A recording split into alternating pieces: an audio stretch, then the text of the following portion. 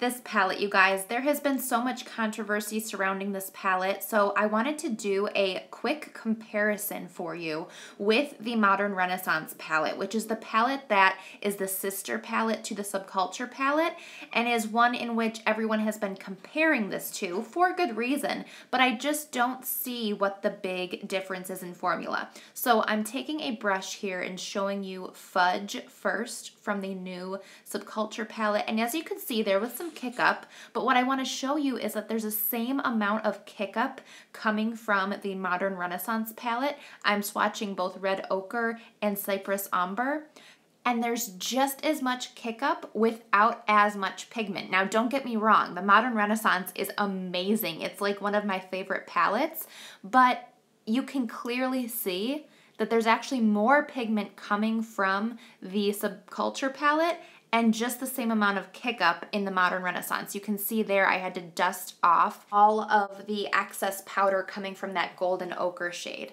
Now I'm showing you Edge, and yes, there's a lot of kick up, but that's just kind of the formula of these Anastasia shades. You can see how much more pigmented that is.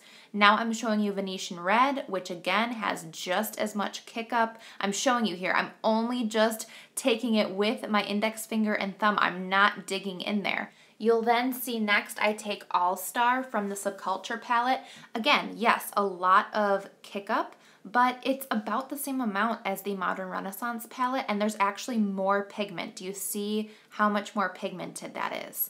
Now, my one gripe with the Subculture palette is that two of the shimmery shades are just not as good.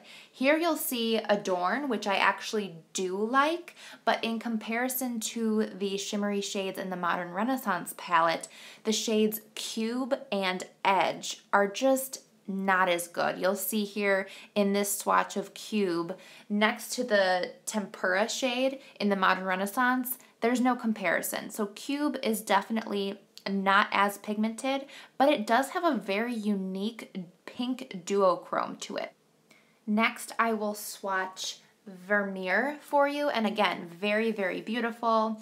And then Edge, in comparison, not as pigmented, but another nice duochrome. So I hope that this was helpful, you guys. I really don't understand all of the kind of negativity surrounding this palette. I really do think it's a phenomenal product, and it's so similar in formula to the Modern Renaissance. So it's nothing that I think people should really be surprised by, I guess is what I'm saying. If you liked the Modern Renaissance palette, I think you will also like the Subculture palette. So I hope that this was helpful. If it was, give this video a thumbs up, and I'll see you in my next one, guys. Bye!